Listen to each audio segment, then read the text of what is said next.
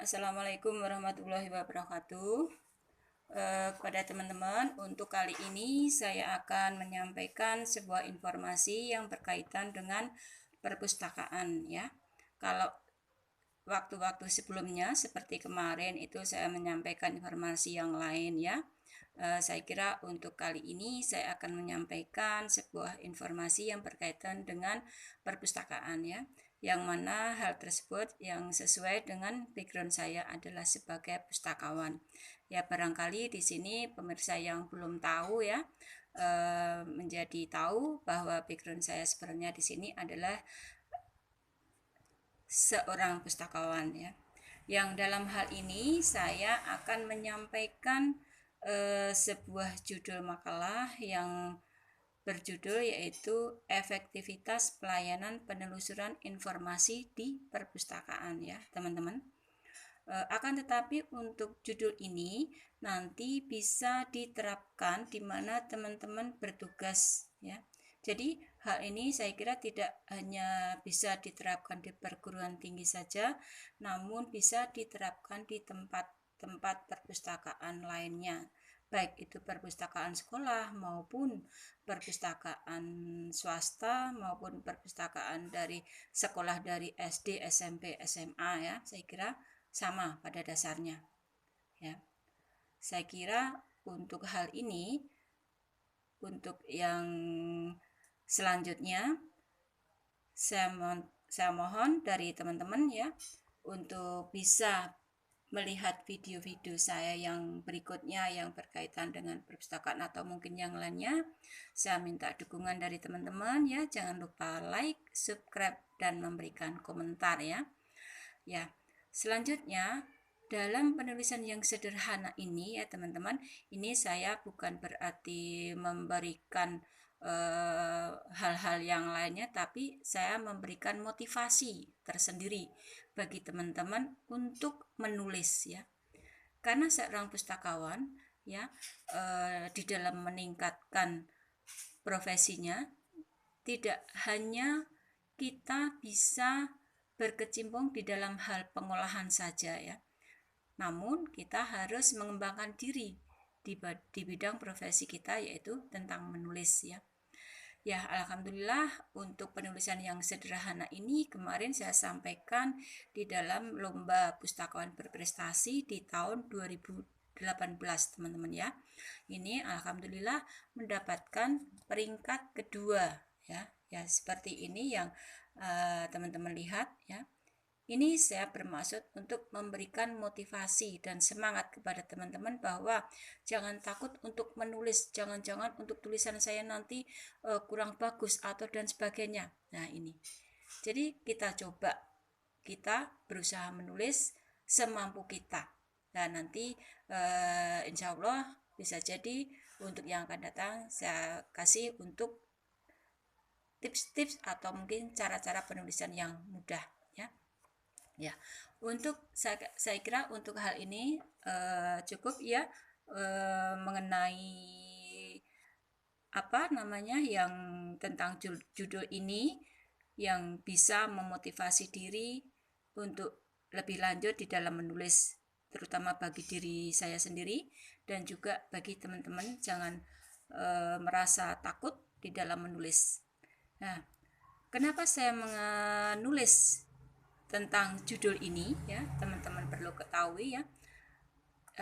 Selanjutnya di sini saya kebetulan di perpustakaan UNS di sini saya bertugas di koleksi lokal konten teman-teman ya, dimana di tempat tersebut saya masih melihat adanya kekurang sempurnaan di dalam baik penataan koleksi maupun penataan rak ataupun mungkin juga di dalam pemustaka dalam pencarian informasi itu mereka mendapatkan sedikit kesulitan. Nah, ini hal yang saya lihat di dalam tempat kami dalam bertugas ya.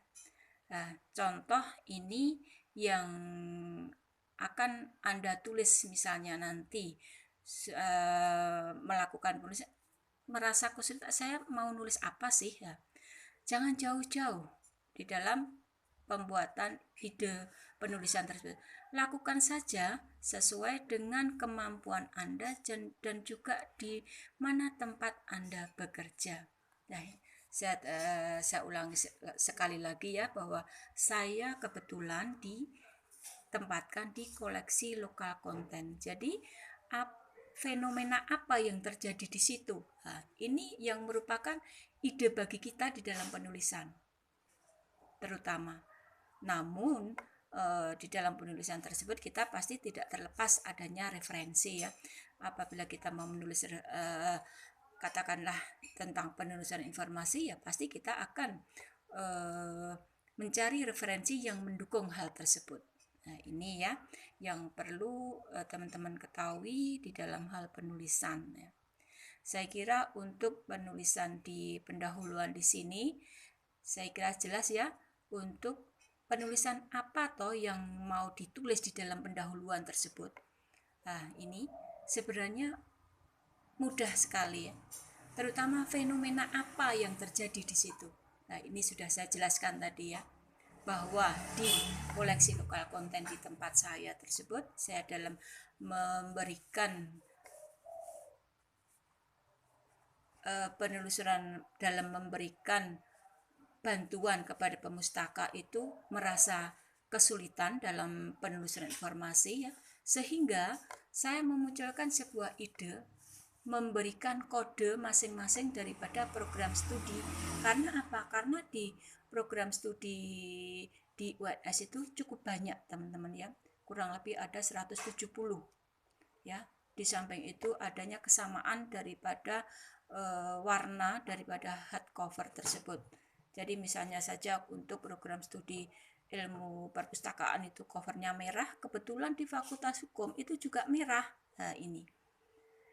Nah, bagaimana kalau misalnya ditempatkan di rak yang sama dengan nomor klasifikasi yang hampir sama karena temanya sama.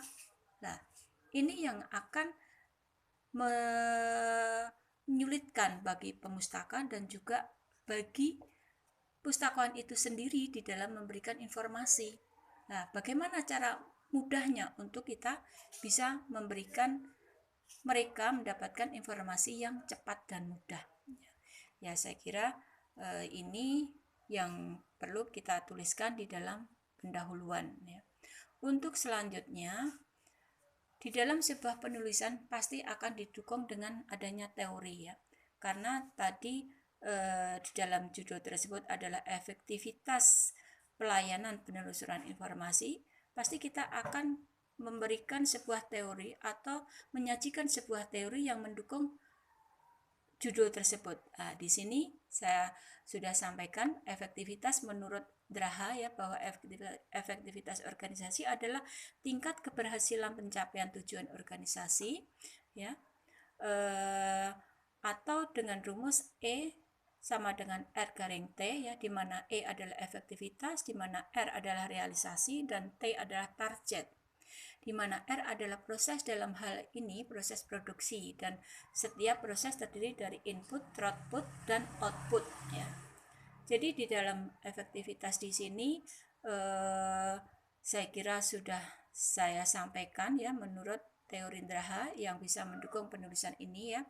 Dan untuk teori tentang pelayanan yang disampaikan oleh Kotler ya tahun 1994, di situ disebutkan bahwa pelaksanaan pelayanan adalah sebagai aktivitas atau hasil yang dapat ditawarkan oleh sebuah lembaga kepada pihak lain yang biasanya tidak kasat mata dan hasilnya tidak dapat dimiliki oleh pihak lain tersebut. Nah, ini arti daripada pelayanan ya. Saya kira untuk secara lebih detailnya tergantung daripada Anda sendiri nantinya di dalam memberikan sebuah teori untuk pelayanan itu bebas ya, mau menggunakan teori siapa saja monggo ya. Untuk penelusuran informasi di sini menjadi penting ya, karena merupakan apa? Penelusuran informasi merupakan roh di dalam pelayanan perpustakaan ya, atau nyawa dari sebuah layanan informasi dalam unit informasi atau perpustakaan ya. Selanjutnya, untuk tipe penelusuran informasi ya. Tipe penelusuran informasi di sini saya menggunakan mode penelusuran informasi menjadi dua, ya. Penelusuran informasi secara konvensional dan juga secara digital.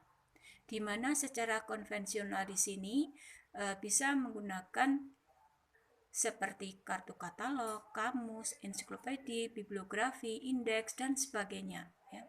Untuk penelusuran informasi secara digital di sini bisa menggunakan OPAC, ya, di mana OPAC tersebut adalah online public access catalog, ya, atau search engine ya, atau internet ya, database online ya, database online di tempat Anda itu menggunakan apa ya, bisa, dan juga jurnal elektronik ya, referensi online, dan juga informasi lain yang tersedia secara elektronik ya. Nah, ini yang dimaksudkan penelusuran informasi secara digital ya. Untuk tujuan dan manfaat daripada penulisan tersebut yaitu ya untuk mengetahui efektivitas pelayanan penelusuran informasi. Adapun untuk manfaatnya yaitu agar pemustaka mendapatkan kemudahan dalam melakukan penelusuran informasi. Untuk metode penulisannya, karena di dalam penulisannya tersebut saya menggunakan informan dari luar ya, dan juga dari dalam ya. Di sini metode penulisan dengan menggunakan deskriptif kualitatif ya saya ya. Untuk pengumpulan datanya dengan melalui wawancara, observasi, dan mengkaji dokumen-dokumen yang tersedia. Ya. Untuk teknik pengambilan data menggunakan purposive sampling ya, serta validitas data menggunakan triangulasi sumber dengan membandingkan dan mengecek derajat keabsahan satu informasi dari berbagai sumber yang berbeda hingga data yang sejenis bisa teruji kemantapan dan kebenarannya. Ya. Sedangkan untuk teknik analisis data yang digunakan dan penelitian ini adalah dengan analisis model interaktif ya. Saya kira untuk lebih detailnya ada di dalam makalah ya. Nah, untuk pembahasannya, untuk menemukan sistem temu kembali informasinya, di sini menggunakan website eprinuns.ac.id ya.